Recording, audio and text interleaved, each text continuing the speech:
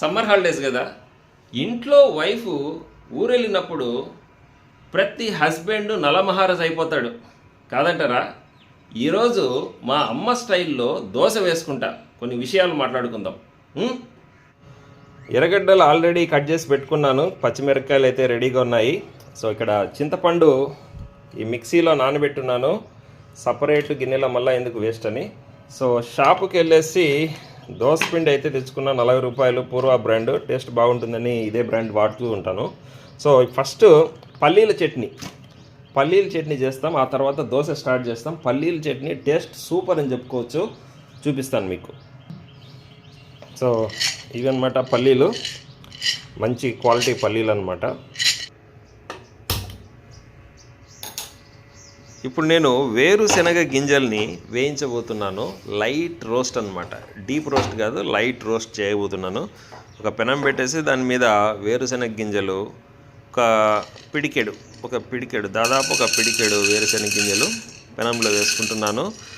Flame సిమ్లో పెట్టేసి లైట్గా రోస్ట్ చేస్తున్నాను.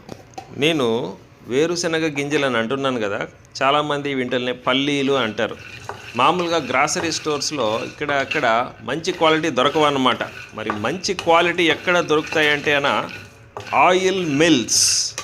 ఆయిల్ మిల్స్లో మంచి క్వాలిటీ పల్లీలు చూసి తెచ్చుకోవాలి, అప్పుడే మన పల్లీల చట్నీ టేస్ట్ బాగొస్తుంది. So this is one of the secrets behind tasty పల్లీల చట్నీ. వేరుశనగ గింజలు దోరగా రోస్ట్ అయిపోయినాయి లో ఫ్లేమ్లో. ఇప్పుడు వీటిని ఒక గిన్నెలోకి ట్రాన్స్ఫర్ చేస్తున్నాను. నెక్స్ట్ ఇదే పెనంలో కాసింత ఆయిల్ వేసి పచ్చిమిరపకాయలు, ఎర్రగడ్డ ముక్కలు రోస్ట్ చేయబోతున్నాను. ఎర్రగడ్డలు ఆల్రెడీ కట్ చేసి ఉంచుకున్నాను, ఇప్పుడు పచ్చిమిరపకాయలు కట్ చేస్తున్నాను. ఈ కత్తినే చైనీస్ క్లీవర్స్ అంటారు, దీంతో వెజిటబుల్స్ చాప్ చేస్తుంటే ఫీల్ డిఫరెంట్గా ఉంటుంది. I love this knife. ఇప్పుడు కట్ చేసిన ఎర్రగడ్డలు, పచ్చిమిరపకాయలను నూనెలో దోరగా వేయించబోతున్నాను లో ఫ్లేమ్లో.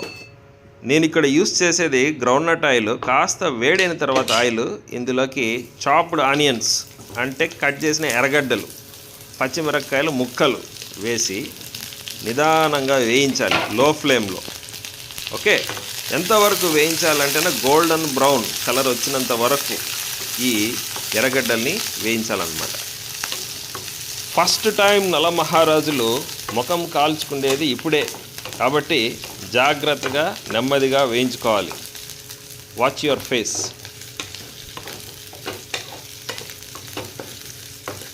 సో దీని నుంచి వచ్చే వాసన చూస్తే నా చిన్నతనం గుర్తొస్తూ ఉంటుంది. చిన్నప్పుడు ప్రతి సండే ఈ విధంగా వేరుశనగ గింజల చట్నీ, దోశ వేసుకొని తినేవాళ్ళం మా ఇంట్లో. మా అమ్మ ఈ వేరుశనగ గింజలు వేయించిన తర్వాత కొన్ని గింజలు పక్కన పెట్టేది నా కోసం తినడానికి. సో చాలా బాగుంటాయి టేస్ట్ ఇవి. వేరుశనగ గింజలు రెడీ అయిపోయాయి, పచ్చిమిరపకాయలు, ఎర్రగడ్డలు రెడీ అయిపోయాయి. ఇప్పుడు ఇవన్నీ ఇంగ్రీడియంట్స్ ఈ మిక్సీలో వేసి తిప్పడమే.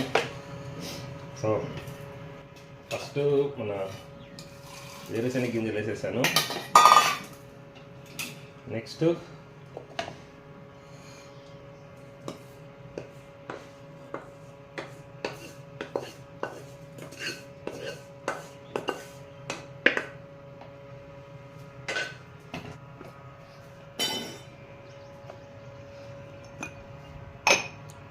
Rock salt, rough and tough, రప్ప రాక్ సాల్ట్ వేసేసాను.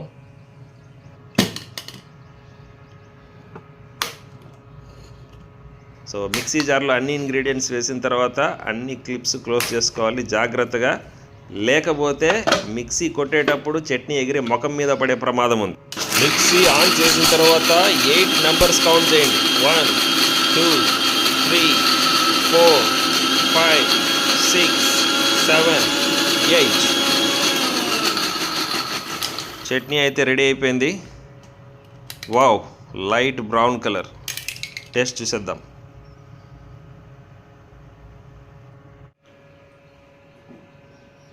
టేస్ట్ సూపర్ ఉంది ఫ్రెండ్స్. పుల్లగా, ఉప్పగా, కారంగా అన్నీ బాగా సరిపోయినాయి. ఎక్సలెంట్గా ఉంది టేస్ట్. చట్నీ రెడీ అయిపోయింది ఫ్రెండ్స్. ఇంకా మనము దోశ స్టార్ట్ చేసేద్దాము. ఇవాళ మార్నింగే దోశ పిండిని తీసుకొచ్చాను ఫ్రెష్గా గ్రాసరీ స్టోర్ నుంచి. ఇది యాక్చువల్గా ఒక 6-7 అవర్స్ రూమ్ టెంపరేచర్ దగ్గర పెడితే అయినా కొంచెం ఫర్మెంట్ అయ్యి టేస్ట్ ఇంప్రూవ్ అవుతుంది. కానీ ఇప్పుడు ఆ టైం లేదు. కొంచెం ఉప్పు వేస్తున్నాను, rock salt, very small amount of baking soda. Rock salt, soda పొడి వేసిన తర్వాత ఈ విధంగా ఇడ్లీ పిండిని బాగా కలుపుకుంటున్నాను. సో కన్సిస్టెన్సీ కొంచెం థిక్గా ఉంది. దీంట్లోకి కొద్దిగా నీళ్ళను కలపబోతున్నాను. చాలా తక్కువ వాటర్, ఈ విధంగా కొంచెం మాత్రమే వాటర్ని యూస్ చేయాలి. మళ్ళా బాగా మిక్స్ చేయాలి. సో ఈ విధంగా కన్సిస్టెన్సీ రావాలి. ఈ విధంగా కన్సిస్టెన్సీ వస్తే మనకు పర్ఫెక్ట్ దోశ అనేది వస్తుందన్నమాట. దోశ పిండి అనేది మరీ థిక్గా ఉండకూడదు, మరీ లూజ్గా ఉండకూడదు. ఈ విధంగా కన్సిస్టెన్సీ ఉండాలి. అప్పుడే మనకు దోశ కరెక్ట్గా వస్తుంది పోసినప్పుడు. మీకు ఈ ఉక్కు పెనం ఉంది కదా, దీన్ని పైన ఆయిల్ గ్రీస్ చేయడానికి ఒక టెక్నిక్ చూపిస్తాను. ఈ విధంగా ఒక ఎర్రగడ్డ తీసుకోవాలి, ఒక చిన్న చాకు. సో దీని పైన ఈ విధంగా గుచ్చాలన్నమాట. రెడీ అయిపోయింది. సో చూడండి, ఆయిల్ ఈ విధంగా చాకుకు చెక్కిన ఎర్రగడ్డను ఈ విధంగా ఆయిల్లో లైట్గా డిప్ చేసి ఉక్కు పెనం మీద ఈ విధంగా రాయాలి. యూనిఫామ్గా ఆయిల్ అప్లై అయ్యే విధంగా ఈ విధంగా ఆయిల్ని రాసుకోవాలి. మన పెనం వేడెక్కిందా లేదని చెక్ చేయడానికి కొంచెం వాటర్ స్ప్రింకిల్ చేసుకుంటే తెలిసిపోతుంది. ఇప్పుడు మన పెనాన్ని టెస్ట్ చేసాం కదా వాటర్తో. సో ఆయిల్ లేయర్ కొంచెం పోయి ఉంటుంది. ఇంకొకసారి కొంచెం ఆయిల్ రాసుకుందాం. ఇప్పుడు ద పెనం ఈజ్ రెడీ ఫర్ దోశ. ఒక దోశ వేయడానికి 2 స్కూప్స్ ఆఫ్ దోసపిండి అవసరమవుతుంది. సో ఫస్ట్ ఒక స్కూప్ దోసపిండి తీసుకుంటున్నాను. వేడిగా ఉన్న పెనం మధ్యలో ఒక స్కూప్ పిండి వేశాను. ఇమీడియట్గా ఇంకొక స్కూప్ పిండి వేయాలి. వెంటనే సర్కులర్ మోషన్లో దీన్ని స్ప్రెడ్ చేయాలన్నమాట. ఎక్కువ ప్రెషర్ అయితే అప్లై చేయకూడదు. ఒకవేళ అప్లై చేసినట్లయితే గ్యాప్స్ అనేటివి ఏర్పడతాయి. ఈ విధంగా చూడండి. సో ఒకవేళ ఈ విధంగా గ్యాప్స్ ఏర్పడితే ఆ గ్యాప్స్ని దోసపిండితో క్లోజ్ చేసుకోవాలి. So this makes a perfect dosa. ఈ విధంగా వేసిన దోశ పైన ఒక మూత మూసుకోవాలి. ఇది ఈ షేప్లో ఉండాలి. ఫ్లేమ్ మిడ్ రేంజ్లో పెట్టుకోండి. 1 మినిట్ టైం చూసుకున్న తర్వాత లిడ్ని ఓపెన్ చేయండి. దోశ అయితే కుక్ అయిపోయింది. ఒక చలాకితో స్క్రేప్ చేస్తూ దోశను లిఫ్ట్ చేసి ఆపోజిట్ డైరెక్షన్లో వేయండి. సో ఈ విధంగా లైట్ బ్రౌన్ టెక్స్చర్ రావాలి. This is the ideal texture of dosa. ఈ చలాకి మీద కొంచెం ఆయిల్ తీసుకొని ఫ్యూ డ్రాప్స్ ఆయిల్ దోశ మీద వేయండి. కొంచెం సేపు రోస్ట్ కానివ్వండి. ఇప్పుడు ఫ్లిప్ చేయండి. ఇక్కడ వైట్గా ఉంది కదా, ఈ వైట్ అన్నది కూడా బ్రౌన్ కలర్లోకి రావాలి. కొద్దిసేపు రోస్ట్ కానివ్వండి. దోశ కరెక్ట్గా రోస్ట్ అయిపోయింది. ఇప్పుడు ఈ చలాకుతో మధ్యలో ట్యాప్ చేయండి సెంటర్లో. ఇప్పుడు ఫోల్డ్ చేయండి. దీన్ని ఒక ప్లేట్లోకి తీసుకోండి. నాకు బ్రేక్ఫాస్ట్లో 3 దోశలు ఉండాలి, అప్పుడే తృప్తిగా ఉంటుంది. 3 దోశలు వేసుకున్నాను. చట్నీ రెడీగా ఉంది. నాకు బ్రేక్ఫాస్ట్లో కడుపు నిండాలంటే కనీసం 3 దోశలు ఉండాలి. 3 దోశలు వేసుకున్నాను. కొంచెం చట్నీ వేసుకొని ఇంకా లాకిచ్చేద్దాం.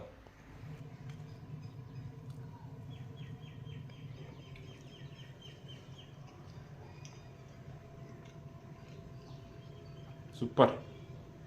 ఉప్పు, పులుపు, కారం అన్నీ సమపాళ్ళలో ఉన్నాయి. బాగా సరిపోయింది. సూపర్ ఉంది బ్రేక్ఫాస్ట్. ఈ విధంగా చట్నీ మిక్సీలోనే, వేరే గిన్నెలోకి వేసేదిలే, డైరెక్ట్ మిక్సీ నుంచి ప్లేట్లోకి వేసుకోవడం, తినడం. వేడి వేడి దోశల్లోకి కాసింత ఆవు నెయ్యి వేసుకొని పల్లీల చట్నీ వేసుకొని తింటూ ఉంటే ఉంటుంది చూడు నా సామిరంగా స్వర్గం. అంతే. గ్లాసులో వాటర్ బాటిల్లో నీళ్లు తాగితే మనకు తృప్తిగా ఉండదు. ఈ విధంగా చెంబులో నీళ్లు తాగితేనే తృప్తిగా ఉంటుంది.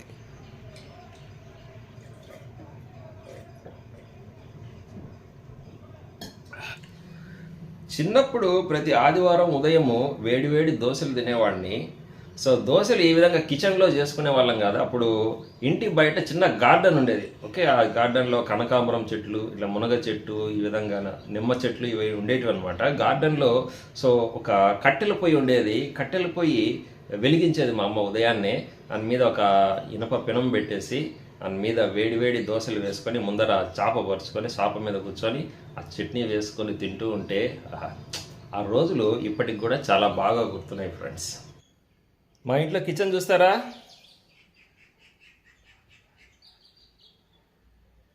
ఇది కిచెన్. సో మొత్తం 2 కిటికీలు ఉన్నాయి. ఇదొక కిటికీ, ఇదొక కిటికీ. ఈ కిటికీలోంచి గాలి వెలుతురు బాగా వస్తూ ఉంటుంది. సీనరీస్ కూడా బాగుంటాయి. కిటికీ ఓపెన్ చేస్తే సీనరీస్ బాగా కనపడతాయి. చూడండి,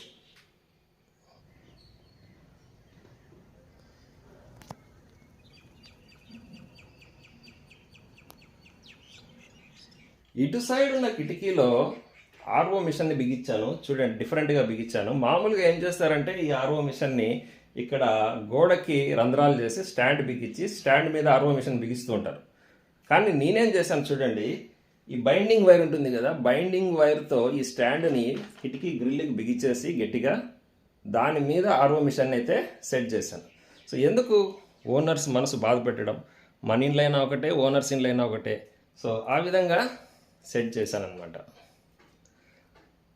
నా వైఫ్కి మొక్కలంటే ఇష్టము. చూడండి, మనీ ప్లాంట్ని కిటికీలో ఒక కార్నర్లో సెట్ చేసింది. ఈ విధంగా చాలా నీట్గా ఉంచుకుంటుంది కిచెన్ని. Okay friends, bye. నెక్స్ట్ వీడియోలో కలుద్దాం.